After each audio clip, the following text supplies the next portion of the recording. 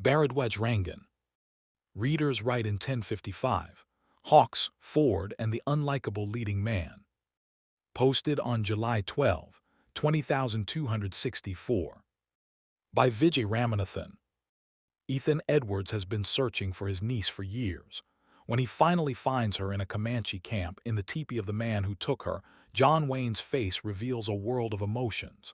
Relief arrives first, then a flicker of what might be fondness, then disgust at seeing her dressed and living as one of them. There isn't enough time to register each of the emotions distinctly. They sit on his face together, competing, and none of them wins. It is the most complex moment of Wayne's performance in John Ford's The Searchers, 1956. And it lands because Ford knew exactly what to put Wayne in front of and then let him do the rest. Howard Hawks, Red River, 1948. Wayne plays another man the audience has every reason to despise. Tom Dunson is a cattle rancher whose grief hardens into tyranny over the course of a long drive toward Missouri. After his adopted son Matt takes the herd from him, the injured Dunson leans against his horse and delivers a threat that Wayne plays with terrifying calm. "Every time you turn around, expect to see me. 'Cause one time you'll turn around and I'll be there. I'll kill you, Matt." Hawks films it plainly. A brief, menacing stretch of score underlines the threat after the dialogue ends, but nothing is oversold. Wayne's rage lives in the stillness of the delivery. Where Ford gave Wayne a scene designed to draw out complexity, Hawks gave him a scene designed to contain it. Both directors gambled on centering a major studio picture on a protagonist who is cruel, obsessive, and at times hateful. That the gamble paid off in both cases tells us less about Wayne's range as an actor than about what each director understood he could give them, and how they built around it. Dunson under Hawks. Hawks builds Tom Dunson as a man whose hardness has a clear origin. In the opening sequence of Red River, Dunson leaves the woman he loves behind with a wagon train. The wagons are attacked and she dies. All he can do is watch helplessly from a distance. He never gets to say goodbye. From this point forward, Dunson operates on a simple logic: control everything, trust no one, and never stop moving forward. Hawks gives the audience a reason for the cruelty before the cruelty arrives. Clean and direct. The cattle drive that forms the spine of the film is where Dunson crosses from hardness into tyranny. He kills 3 men who try to desert. He threatens to bullwhip another for accidentally causing a stampede. When 3 more deserters are recaptured, he announces he will hang them. Matt Garth, Montgomery Clift, finally steps in and takes command of the herd. The mutiny is the film's turning point. Everything before it shows Dunson tightening his grip. Everything after it shows what happens to a man whose grip has been broken. Wayne plays Dunson as a man who tightens rather than explodes. In the recruitment scene, he is measured. He gives men the choice to walk away before the drive begins, but he makes clear that once they sign on, there is no leaving. As the drive wears on, that firmness curdles. When the men complain about the food, Dunson doesn't relent. They must put up with it. He will not let them leave either. By this point in the drive, the men are not employees. They are prisoners.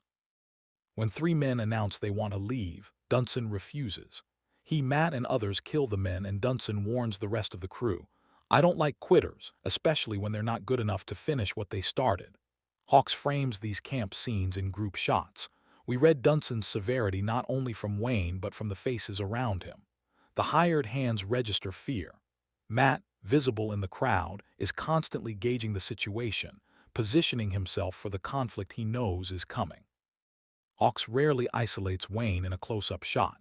He keeps Dunson in mid-range shots or in the frame with other men, so the audience reads his severity through body language and through the reactions around him. Even in the final confrontation between Matt and Dunson, Hawks holds the framing at mid-range and wider. He never pushes in to search Wayne's face the way Ford would. Ford works differently. He uses close-ups to put us inside Wayne's psyche, and wide shots to make Ethan small against the landscape. Hawks lets the environment do the talking. Ford lets Wayne's face do it. Hawks keeps all the comedy in Red River away from Dunson. Groot, Walter Brennan provides warmth and humor. The hired hands grumble and bicker. Cherry Valance, John Ireland, has a dry wit, but Dunson is never funny. He is never given a light moment or a self-deprecating line. Hawks understood that any softening of Dunson would undercut what he was building. The hired hands function almost as a Greek chorus, registering the mounting unease with Dunson's leadership and giving the audience permission to feel what they are already feeling. Clift's Matt Garth is the essential counterweight. Where Wayne is rigid and forceful, Clift is fluid and watchful. Matt is the fastest gun on the drive, but Clift never plays this as swagger. He plays it as competence held in reserve. The contrast between the two actors creates the film's central tension. It is not just a conflict between father and son or between two ideas about leadership. It is two entirely different kinds of screen presence. When Matt stops Dunson from hanging the recaptured deserters, Clift plays it calm and direct. He is not trying to betray Dunson. He simply cannot let the violence continue. Right in the middle of that tense standoff, Matt slaps a man who is turning aggressive toward Dunson. Then he looks down at his own hands. There is disgust in that look. He is seeing what proximity to Dunson is making him.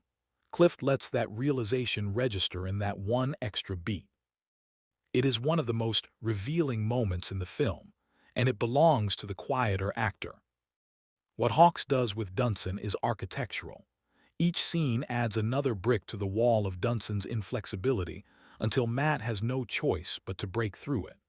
The supporting cast, the structure of the drive itself, the gradually worsening conditions all serve a single purpose: making the audience understand the growing tyranny of a man who's not accustomed to giving up or falling back. Ethan under Ford. Ford takes the opposite approach with Ethan Edwards. Where Hawks gives us a clear origin for Dunson's hardness, Ford and screenwriter Frank S. Nugent withhold. Ethan arrives at his brother's ranch after years of wandering. He fought for the Confederacy. He has been somewhere he will not talk about. He carries gold coins of uncertain provenance. Ford and Nugent plant questions and leave them unanswered. What Ford does give us in the opening minutes is behavior. Martha Edwards retrieves Ethan's coat and hat from a trunk. She handles them with a tenderness that has nothing to do with hospitality. Ethan receives these gestures with a quiet familiarity. The Reverend Captain Clayton Ward Bond watches this exchange. His face registers something. He looks away. Ford builds an entire unspoken relationship in a few seconds of screen time without a word of dialogue about it. We know what Ethan feels for Martha. We know she feels something in return. We know Clayton knows, and we sense this will never be discussed. This is also the engine of Ethan's rage. When the Comanche attack the ranch, killing Martha and the family and taking the girls, Ethan's fury is not just about the loss of kin. It is about the destruction of something he never allowed himself to have. Ford trusts the audience to carry that understanding without spelling it out. Wayne's performance in The Searchers is uneven. His best work comes in the scenes of raw hostility and disgust. When the Texas Rangers show Ethan the white women they have recovered from the Comanche, one of the women appears mentally broken, rocking and clutching a doll. Wayne's face shows not pity but revulsion. It is an ugly reaction, and Wayne does not soften it. When Ethan shoots the eyes out of a dead Comanche warrior, he does it with a matter-of-factness that is more disturbing than fury would have been. And when Ethan finally meets Scar and sees Debbie for the first time after years of searching, Wayne plays the moment with a complexity he rarely reaches in the film. These moments work because Ford leans into Wayne's reactions. His camera closes on Wayne's face when Ethan sees the broken woman, and again when he first observes Scar across the camp. Ford is searching Wayne's features for what Ethan will not say. Hawks would never frame Wayne this way. He did not need to. Ford does, because Ethan's interior life is the film's subject in a way that Dunson's is. Marty Pauly, Jeffrey Hunter, serves as the audience's moral proxy in The Searchers, much as Matt Garth does in Red River.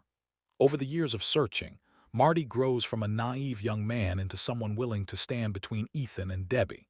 His rescue of Debbie near the end gives him real narrative authority. Hawks uses Matt as a counterweight to Dunson's tyranny, showing a contrasting leadership style. Ford uses Marty as an alternative moral center for his film. The audience transfers its loyalty to Marty gradually, which is what allows Ford to let Ethan remain dark for as long as he does. Where Wayne falters is in the comedy. The look subplot in which Marty accidentally acquires a Comanche wife requires Wayne to play lighter scenes. There is a scene before Futterman is killed where Ethan throws logs into a fire while Marty complains, and Ford seems to be reaching for a companionable warmth between the two men. These lighter moments feel engineered. Ford is trying to soften Ethan deliberately, planting beats that will make the ending's turn from rage to mercy feel less abrupt.